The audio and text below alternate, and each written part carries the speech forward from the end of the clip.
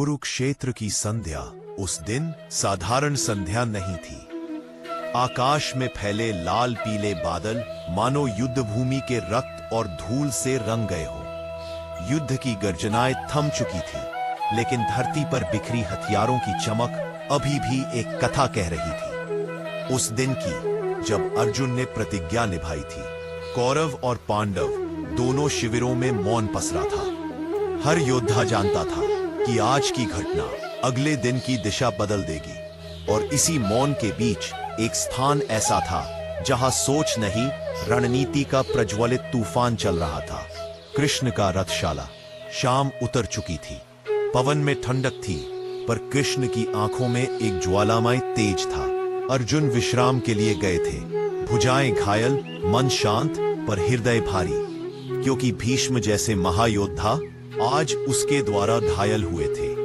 कृष्ण बाहर रथ के पास खड़े थे, रथ के पहिए धूल से भरे हुए, घोड़ों पर थकान का भार, लेकिन कृष्ण के मन में एक नई अग्नि, आने वाले दिन की रणनीति। उन्होंने आकाश की ओर देखा, चांद बादलों के पीछे था। कृष्ण ने महसूस किया, धर्म के मार्ग पर अगला कदम और कठिन है। उनके पास सत्य का भार था, युद्ध का नहीं, बल्कि धर्म और अधर्म की रेखा कब कैसे बदलनी चाहिए, उस निर्णय का भार। धीमे कदमों से युधिष्ठिर कृष्ण के समीप आए।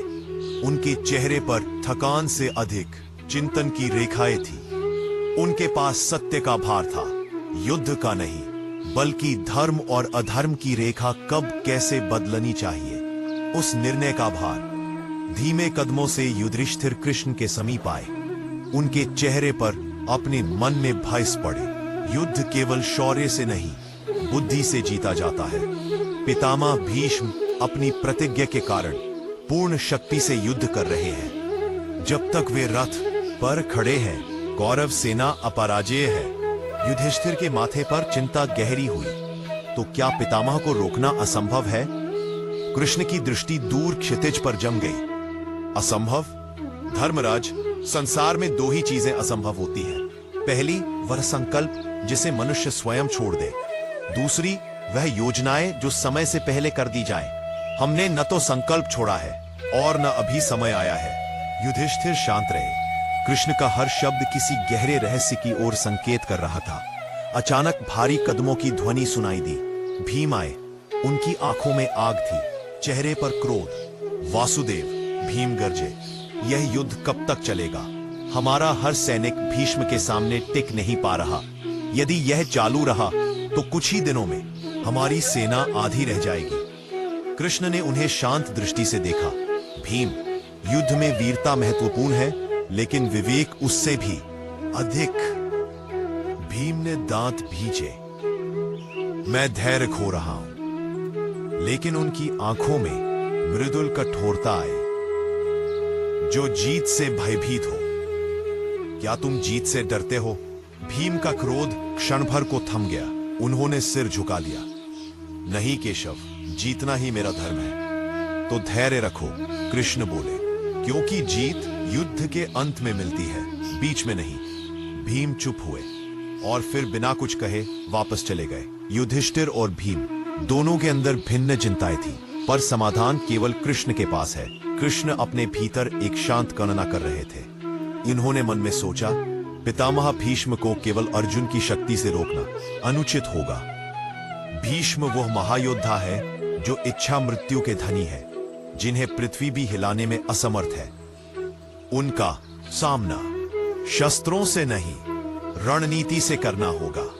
परंतु कृष्ण के मानस में एक एक बिंदु स्पष्ट हो रहा था। भीष्म पितामह दुर्योधन के लिए लड़ रहे हैं, लेकिन उनका हृदय अभी भी धर्म के पक्ष में है। दूसरा बिंदु, उनकी प्रतिज्ञाएं उन्हें बांध रही हैं। परंतु तीसरा बिंदु, उनकी प्रतिज्ञाएं उन्हें बांध रही हैं।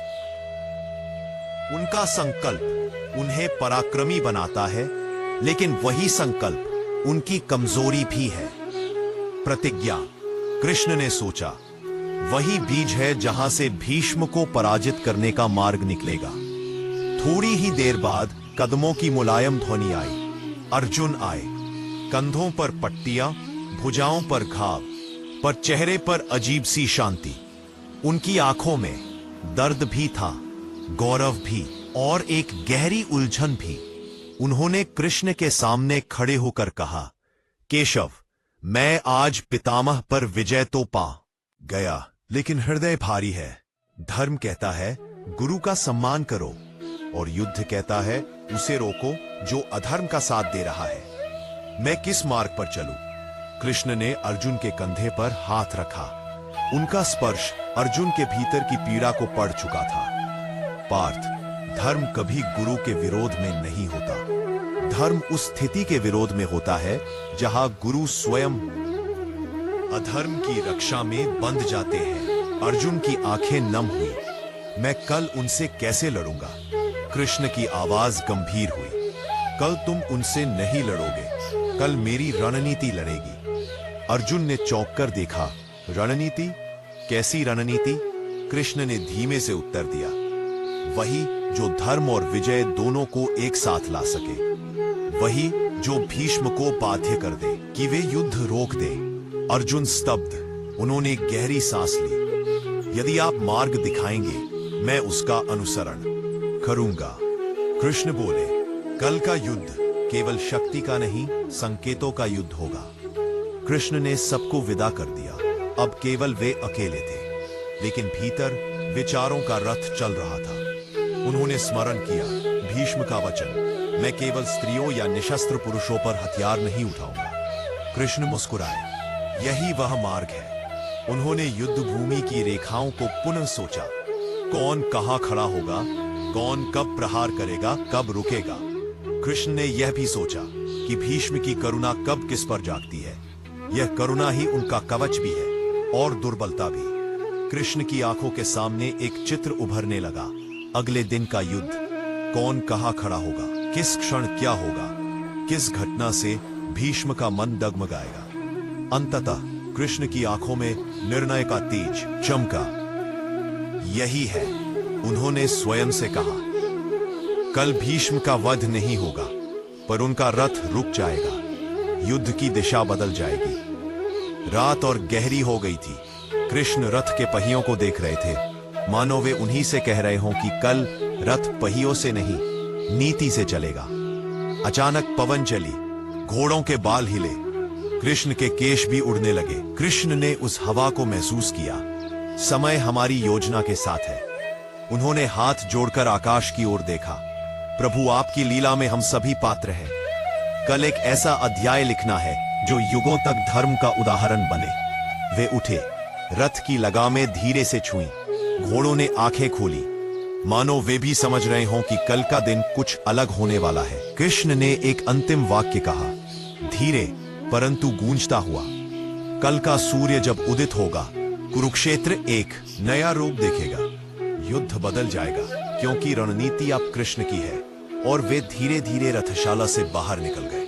आकाश में बादल हट चुके थे, चंद्रमा शांत था, और युद्ध भूमि शांत होने के बावजूद किसी गहरे तूफान की प्रतीक्षा कर रही थी। कुरुक्षेत्र के मध्य युद्ध रथ स्थिर खड़ा है। अर्जुन ने कहा था, मध्य में रथम स्थापय, मतलब रथ को बीच में रोक दो, ताकि वह दोनों सेनाओं को स्पष्ट देख सके। चारों तरफ अश्वों की सांसें, धूल की फुहार और रणभूमि की बेचैन चुप्पी। कृष्ण ने अपने सारथी के दोनों हाथ रथ की रासों पर मजबूती से रखे, रथ को बीच में रोका और कहा, नहीं, सिर्फ देखा। अर्जुन धीरे धीरे खड़ा हुआ। उसकी आंखें दोनों तरफ घूमी। दुर्योधन के सैनिक, भीष्म, द्रोण, कर्ण और दूसरी तरफ धर्म के लिए खड़े उसका परिवार। अर्जुन का गरीब दिल बिखरने लगा। वह हाफ रहा था।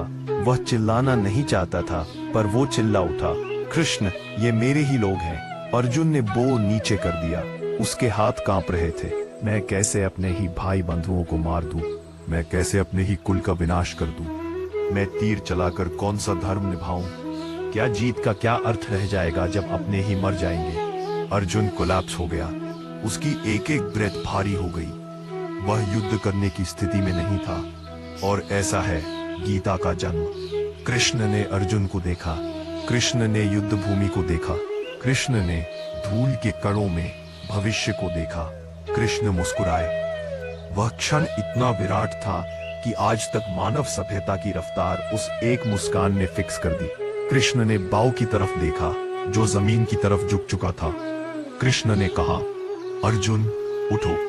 अर्जुन पिघले लोहे की तरह धीरे धीरे बोला, जय कृष्ण, मैं युद्ध नहीं कर सकता। कृष्ण ने उसकी आंखों में तैरती आंसुओं की लहरों को पढ़ लिया।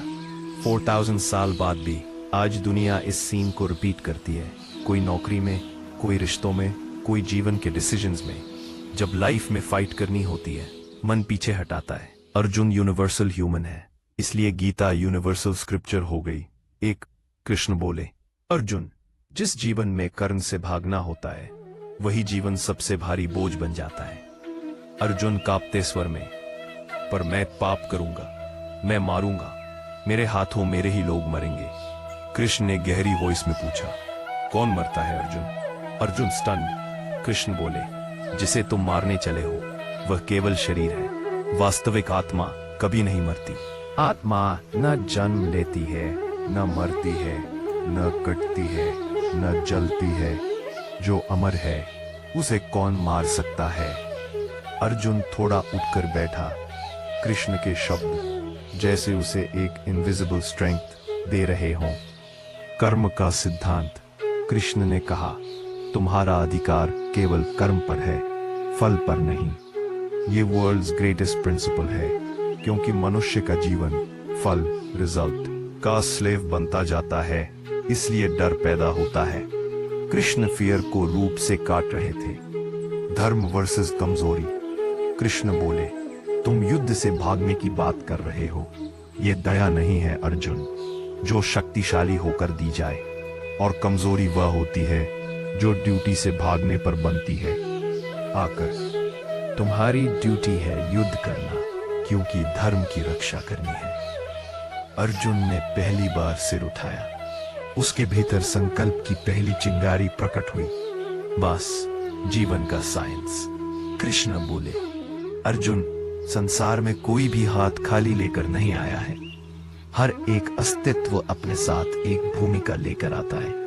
तुम्हारी भूमिका इस युग में धर्म की स्थापना है। जो कर्म तुम करोगे वही आने वाले हजारों वर्षों तक मनुष्यों का मार्ग तय करेगा। कृष्ण का रियल एक वाक्य जिसने अर्जुन को जगा दिया। अर्जुन उठो, तुम योद्धा हो, ये युद्ध तुम्हारा धर्म है। अर्जुन की आंखें पहली बार स्टेडी हो गईं। वो जमीन से उठा। उसने अपना बो उठाया। गांडीव ने जैसे हवा में वाइब्रेशन पैदा कर दी। उस वाइब्रेशन में हिस्ट्री लिखना शुरू हुआ। बस कृष्ण की अंतिम इंस्ट्रक्शन इस मोमेंट पर, बस निर्भय होकर कर्म करो और रिजल्ट भगवान पर छोड़ दो। ये दुनिया का सबसे बड़ा लेसन है। यही गीता का पोर है। और इसी एक सेंटेंस से अर्जुन कॉवर्ड से वॉरियर में बदल गया। उच्चारण कीजिए अगले ही। अर्जुन स्ट्रेट खड़ा हो गया। उसकी आंखें सीधे लक्ष्यों पर टिक गईं। कृष्ण ने राहत की रास खींची। कुरुक्षेत्र की धूल हवा में उठने लगी। और इसी के साथ दोनों सेनाओं के हजारों शंख एक साथ फट पड़े।